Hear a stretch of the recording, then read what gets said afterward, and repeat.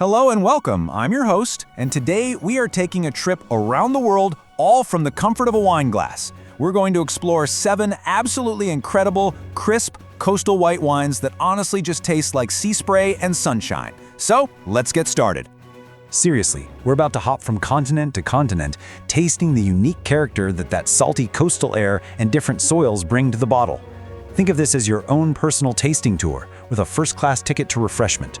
So, here's our travel plan. We're gonna kick things off with some seaside freshness in Spain, then zip across the Atlantic for a few really cool coastal twists in California. After that, it's off to France for some classic terroir, before we make our final stop in Italy for something truly unique. Let's get our passports ready.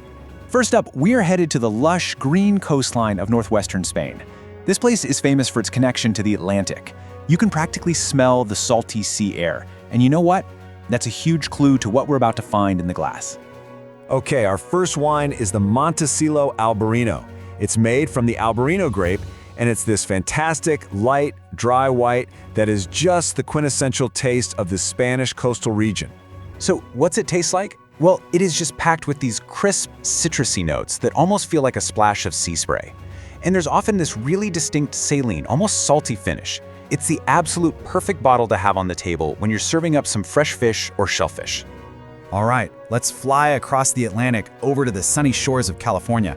We're gonna spend a little more time here, just so we can explore the incredible diversity of styles that winemakers are creating, all with their own unique spin on coastal whites.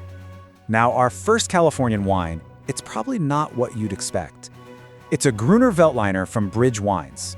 Now, this grape is famously Austrian, but here it is, absolutely thriving on the central coast of California. How cool is that? And the taste?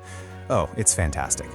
You still get that signature little hint of white pepper that makes Gruners so unique, but the California sun adds this wonderful zesty character. It's just proof of how a grape can find a brand new, refreshing voice in a totally different home. Staying in California, let's head north now to Sonoma County for the Alma de Catalea. This is a medium-bodied dry white that just shows off how versatile this region is. And while the grape can vary depending on the bottling, that coastal quality, it's always there. This wine is really all about balance. It's got that bright Sonoma freshness, but it's not overwhelming, which makes it this fantastic, super adaptable choice. Whether you're just having a casual weeknight dinner or celebrating something special.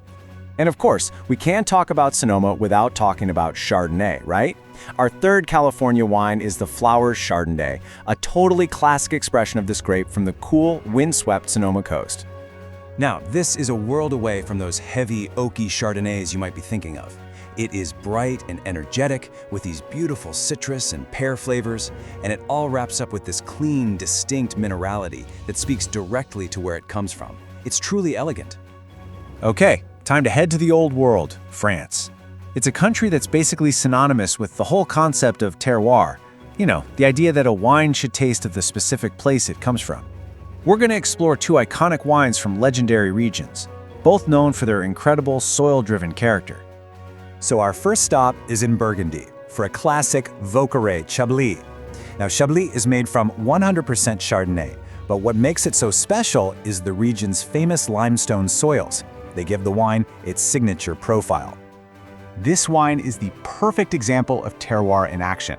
I mean, when people describe a wine as flinty, this is what they mean. It's this crisp, stony minerality that feels like it was pulled right from the earth. It's just pure, focused, and totally unforgettable. Next up, we're going to travel over to the Loire Valley for our second French classic, the Berthier's Pouilly Fumé. This time, the grape is Sauvignon Blanc, which is another variety that's just famous for expressing the soil it's grown in. And hey, listen to that description, zesty citrus and that signature flinty minerality. Sound familiar? It's incredibly light and refreshing, but it shares that stony character with the Chablis. So, how do they compare? Okay, so here's the key takeaway. This is really cool. Both wines are described as flinty, but they show that minerality in completely different ways. The Chardonnay from Chablis is more structured and crisp, right? While the Sauvignon Blanc from the Loire is way more aromatic and zesty. This is the magic of terroir. 2 grapes, 2 regions, creating 2 distinct, beautiful wines from the very same stony character. For our final glass, we're off to southern Italy, specifically the region of Campania, which actually lies in the shadow of Mount Vesuvius. And here, the secret to the wine isn't limestone, it's all about the volcanic soil. So our final wine is the Fiuti Fiano di Avellino, and it's made from the ancient Fiano grape. This variety just thrives in the local volcanic soils, creating a wine with a totally unique aromatic profile. Unlike that flinty minerality we found in France, this wine gives you these wonderfully aromatic notes of citrus and luscious yellow peach. It's got texture, it's complex, but it's still so incredibly easy drinking. A true taste of southern Italy.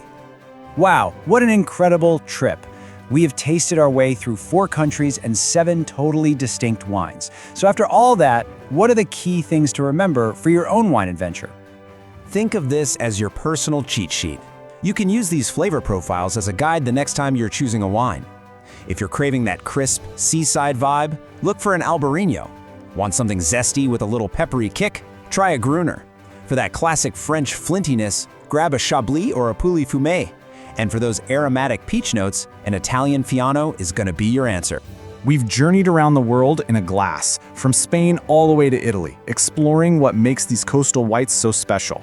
So now the only question left is, which one of these adventures are you going to go on for yourself? Cheers!